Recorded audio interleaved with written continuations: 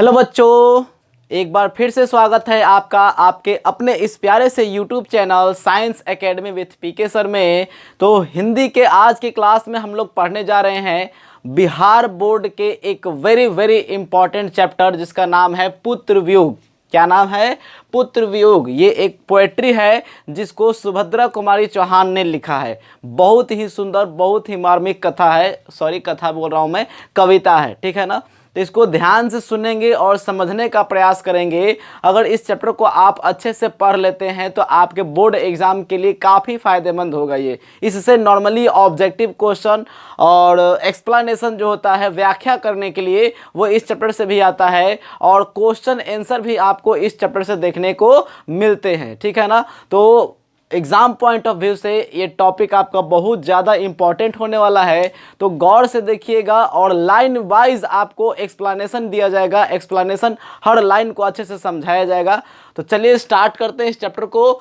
पुत्र वियोग। क्या नाम है? पुत्र वियोग। जैसा कि नाम से ही क्लियर है, इस चैप्टर में पुत्र के वियोग होने की यानी कि पुत्र के बिछड़ जाने की जो दुख है उसको प्रकट किया गया है, जिसको सुभद्रा कुमारी चौहान ने प्रकट किया है। ठीक है ना?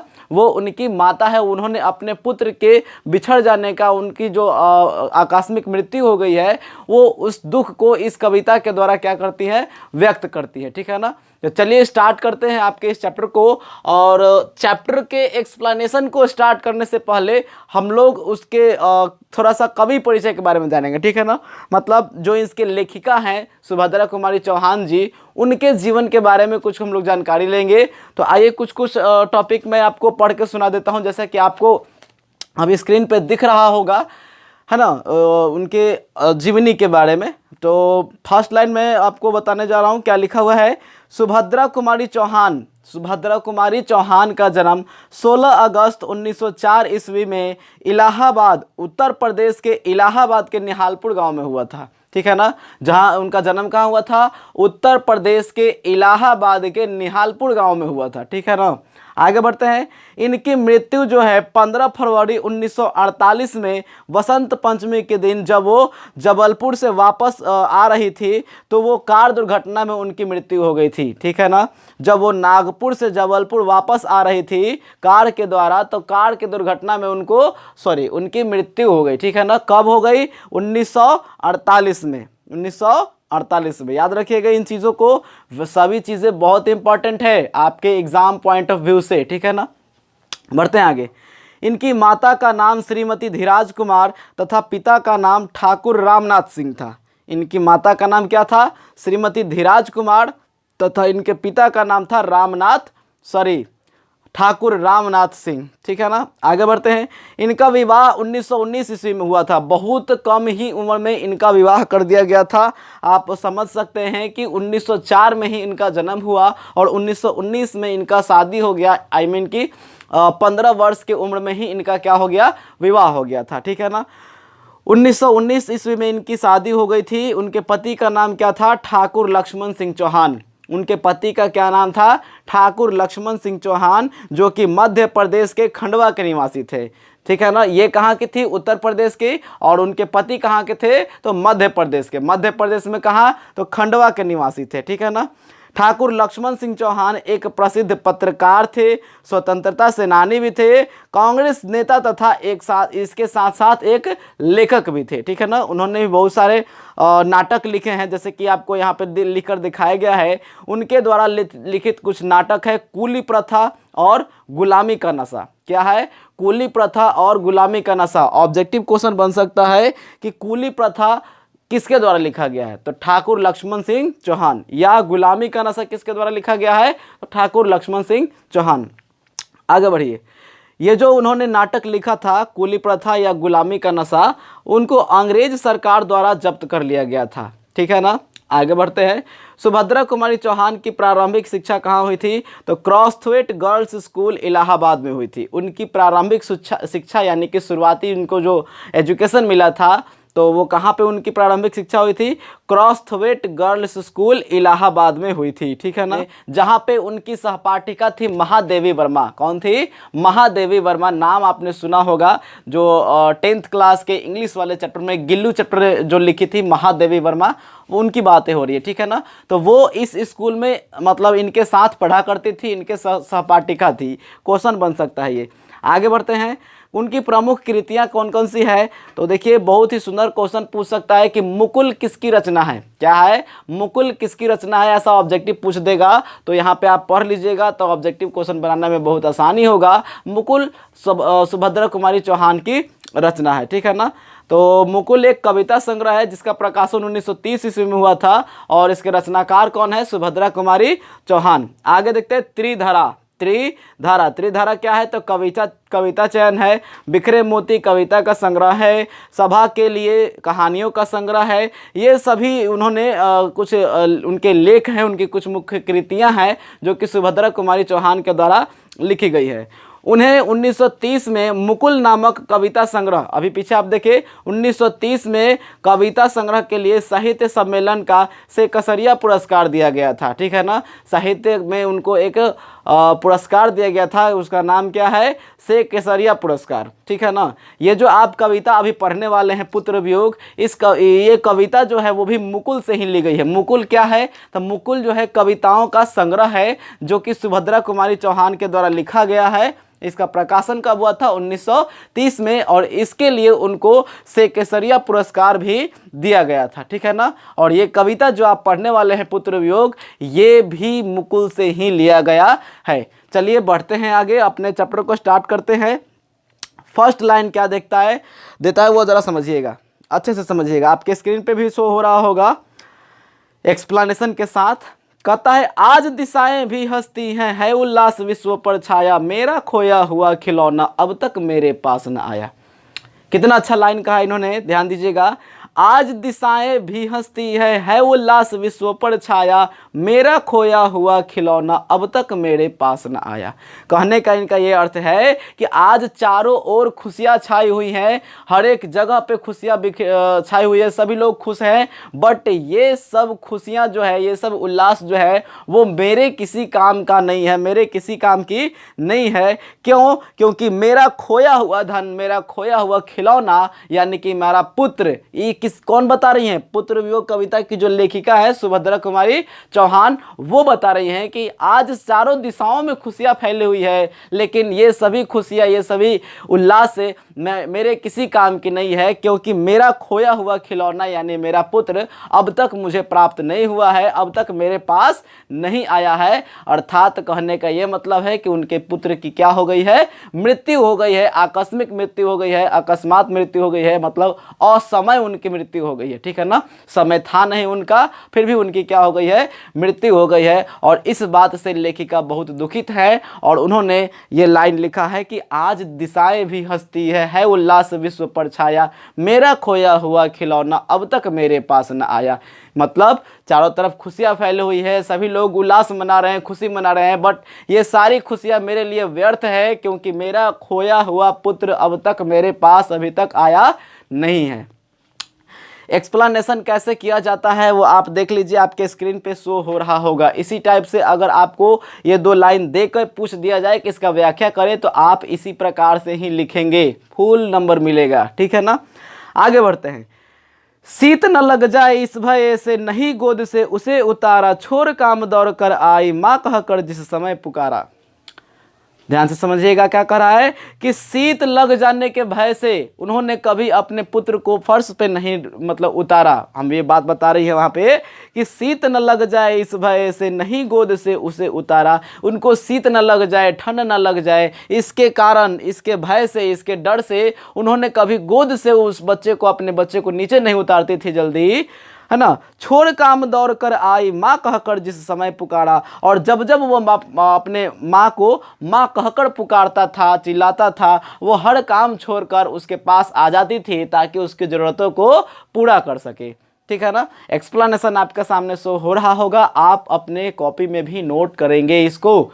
आगे बढ़ते हैं, अगला लाइन क्या कह रहा है कि थपकी दे दे जिसे सुलाया, जिसके लिए लोरियां गाई, थपकी दे दे जिसे सुलाया, जिसके लिए लोरियां गाई, जिसके मुख पर जरा मलिनता देख आंख में रात बिताई। मतलब कि थपकी दे देकर जिसको हम रात भर सुलाते रहे, जिसके लिए रात भर लोरियां हम गाते रहे, जिसके मुख पर जरा से भी मलिनता हो जाए, जरा से भी उदासी हो जाए तो उसके चिंता में रात भर मैं सोती नहीं थी, आज मेरे पास नहीं है, वो पुत्र मेरे पास आज नहीं है। ठीक है ना। अर्थात उनके पुत्र की क्या हो गई है, मृत्यु हो गई है, और वो इस दुख को इस कविता के माध्यम से प्रकट करती है, दिखाती है। ठीक है ना। आगे बढ़ते हैं। जिसके लिए भूल अपनापन पत्थर को भी देव बनाया, कहीं नारियल दूध बतासे कहीं चढ़ाकर शीश नवाया। क्या कह रही है कि जिस पुत्र के लिए मैंने अपने आप को भुला दिया, मैंने खुद को भुला दिया, पत्थर को भी देव बनाकर पूजा, नारियल कहीं पे नारियल चढ़ाया, कहीं दूध चढ़ाए, कहीं बतासे चढ़ाए, हर जगह अपना शीश नवाया, शीश झुकाया, पत्थर को भी देव बनाकर पूजा, अपने आप को भी भूल गई उस पुत्र के लिए, और आज वो पुत्र मेरे पास नहीं है। ठीक है ना। बात यहाँ पे क्या बताया जा रहा है कि जिस पुत्र के लिए मैंने अपने आप को भुला दिया, पत्थर को देव बनाकर पूजा, हर जगह नारियल बतासे दूध चढ़ाए, हर जगह शीश नवाए, लेकिन फिर भी मेरा पुत्र मेरे पास अभी आया नहीं है, वो मेरे पास मेरे साथ अब तक नहीं है। ठीक है ना। आगे पढ़ते हैं। कहता है कि फिर भी कोई कुछ न कर सका, छिन ही गया खिलौना मेरा, मैं असहाय बेबस बैठे ही रहे, उठ ही गया छौना मेरा। ठीक है ना। इतना मैंने मंदिरों में पूजा किया, देवालयों में शीश नवाया, दूध चढ़ाए, बतासे चढ़ाए, लेकिन कोई कुछ ना कर सका, कोई भी मेरे पुत्र को बचा ना सका, मेरा खिलौना मुझसे छिन ही गया। यहाँ पे खिलौना का अर्थ क्या है, खिलौना शब्द किसके लिए आया है, तो लेखिका के पुत्र के लिए आया है, ऑब्जेक्टिव बनता है। ठीक है ना। पुत्र वियोग कविता में खिलौना शब्द किस चीज के लिए यूज हुआ है, तो पुत्र, उसके पुत्र के लिए यूज हुआ है। ठीक है ना। क्या बता रही हैं कि मैंने इतना किया, देवालयों में शीश नवाए, दूध बतासे चढ़ाए, नारियल चढ़ाए, देवों को, पत्थर को देव बना के पूजा, लेकिन फिर भी कोई कुछ नहीं कर सका, मेरा खिलौना मुझसे छिन ही गया, यानी मेरा बेटा मुझसे छिन ही गया। आगे बढ़ते हैं। कहता है तड़प रहे हैं विकल प्राण ये, मुझको पल भर शांति नहीं, वह खोया धन पा न सकूंगी, इसमें कुछ भी भांति नहीं। कह रहे हैं क्या कि मेरे ये प्राण क्या हो रहे हैं, तड़प रहे हैं, और मुझे एक पल की भी शांति नहीं है। मैंने अपने अनमोल धन को खो दिया है, मुझे पता है, मुझे ये बात पता है कि मैं वो खोया धन अब पा नहीं सकूंगी, फिर भी अपने मन को मैं कैसे समझाऊं। इसमें कोई भी संदेह नहीं है कि अब वो मेरा बेटा वापस आने वाला नहीं है, पर फिर भी मेरा मन मानता नहीं है, कैसे मैं अपने मन को मनाऊं। ठीक है ना। आगे बढ़ते हैं। फिर भी रोता ही रहता है, नहीं मानता है मन मेरा, बड़ा जटिल नीरस लगता है, सूना सूना जीवन मेरा। मतलब मुझे पता है कि मेरा पुत्र जो है वो अब इस दुनिया में नहीं रहा, और मैं दोबारा अब उसको पा नहीं सकती, ये इसमें कोई संदेह की बात नहीं है, ये तो कंफर्म हो गया, ये सब कोई जानता है और मैं भी अच्छी तरह से जानती हूँ। बट मेरा मन अभी भी नहीं मानता है। क्या कहता है, फिर भी रोता रहता है, नहीं मानता है मन मेरा, बड़ा जटिल नीरस लगता है, सूना सूना जीवन मेरा। फिर भी मेरा मन मानता नहीं है और बड़ा जटिल लगता है, ये जीवन जो है बहुत नीरस लगता है। नीरस का मतलब बिना किसी खुशी के जीवन चलते रहना, वो नीरस जीवन हो गया, या ना जीवन में कोई खुशी ही नहीं है। तो वही बात बता रही हैं कि बड़ा जटिल नीरस लगता है जीवन, सुना सुना जीवन मेरा।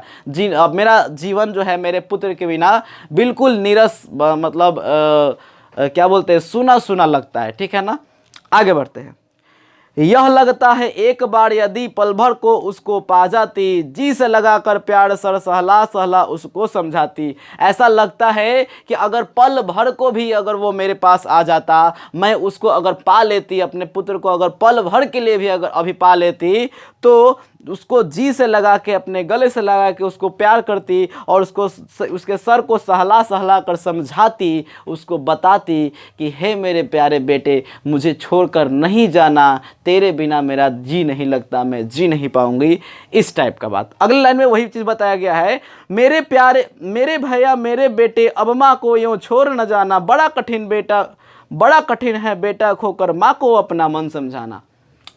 क्या कह रही हैं कि अगर पल भर के लिए भी मैं अपने पुत्र को पा जाती तो अपने सीने से लगाकर उसके सर को सहलाकर और उसको समझाती कि मेरे प्यारे बेटे, मेरे प्यारे भैया, अब मुझे अब अपनी माँ को यूं अकेले छोड़कर मत जाना, क्योंकि बड़ा कठिन है अपने बेटे को खोकर एक माँ को अपना मन समझाना। ठीक है ना, आगे बढ़ते हैं। लास्ट लाइन है शायद, है ना, इसके बाद भी है, नहीं लास्ट है। कहता है भाई बहन भूल सकते हैं, पिता भले ही तुम्हें भुलावे, किंतु रात दिन की साथिन माँ कैसे अपना मन समझावे। भले ही तुमको तुम्हारे भाई, तुम्हारे पिता तुमको भूल सकते हैं, पर जो माँ दिन रात तुम्हारे साथ रही है, 9 मंथ अपने कोख में जो तुमको अपने साथ रखी है, वो कैसे अपना मन को समझाएगी, कैसे अपने मन को मनाएगी कि अब वो बेटा हमसे दूर हो चुका है और वापस अब आ नहीं सकता। वो अपने मन को कैसे समझावे जो दिन रात उसके साथ रही है, उसके साथ खेली है, सोई है ना, वो कैसे उसके अपने मन को समझाएगी। तो ये आपका कविता यहाँ पे समाप्त होता है, पुत्र वियोग कविता, है ना। इस कविता में जैसे कि मैंने स्टार्टिंग में ही बताया कि सुभद्रा कुमारी चौहान जो है वो अपने पुत्र के खो जाने के गम को, दुख को इस कविता के माध्यम से व्यक्त करती हैं और बताती है कि मैं अपना बेटा को खो चुकी हूँ, जिससे कि संसार में जो भी खुशियाँ अभी छाई हुई है, मुझे उससे कोई लेना देना नहीं है। मुझे उससे मतलब होता है ना कि सभी खुश है तो हम भी खुश है, उनको उस खुशी से कोई मतलब नहीं है। उनके लिए वो सारी खुशी बेकार है, क्योंकि उनका बेटा अभी उनके पास नहीं आया है।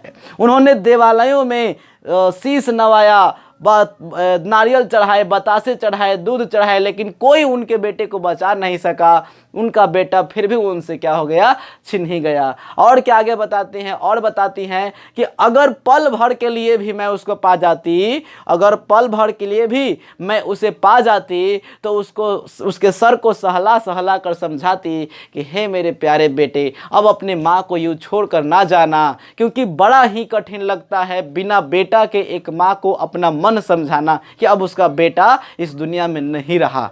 ठीक है ना। और कहती हैं कि भले ही तुम्हारे पिता, तुम्हारे भाई बहन तुमको भुला सकते हैं, लेकिन एक माँ का दिल जो कि तुमको हमेशा दिन रात तुम्हारे साथ रही है, वो कैसे अपने मन को समझाएगी। ठीक है ना। तो इस प्रकार से ये चैप्टर आपका यहाँ समाप्त होता है। अगर आपको इसका PDF नोट्स चाहिए होगा तो सामने नंबर ब्लिंक हो रहा है, आप उस नंबर पे व्हाट्सअप करेंगे, आपको इसका PDF सेंड कर दिया जाएगा। ऑब्जेक्टिव क्वेश्चन आंसर भी आपको सेंड कर दिया जाएगा, सब्जेक्टिव क्वेश्चन आंसर भी सेंड कर दिया जाएगा, बिल्कुल रिटन में। ठीक है ना। बस आपको करना ये है, अपना फ़ोन उठाइए, नंबर डायल कीजिए, सेव कीजिए, व्हाट्सअप कीजिए, उसके बाद आपको वो प्रोवाइड करा दिया जाएगा। ठीक है ना। अगर आपको ये वीडियो अच्छा लगा हो तो आप वीडियो को लाइक ज़रूर करें, अपने दोस्तों में भी शेयर करें, ताकि उनको भी इस वीडियो का लाभ मिल सके। आप अगर इस क्वेश्चन से और कोई भी क्वेश्चन आपके मन में होता है तो आप कमेंट करके बता सकते हैं। ठीक है ना। तो चलिए नेक्स्ट वीडियो में मिलते हैं नेक्स्ट चैप्टर के साथ। आज के लिए इतना ही रहने देते हैं, तब तक के लिए पढ़ते रहिए, हंसते रहिए, बाय।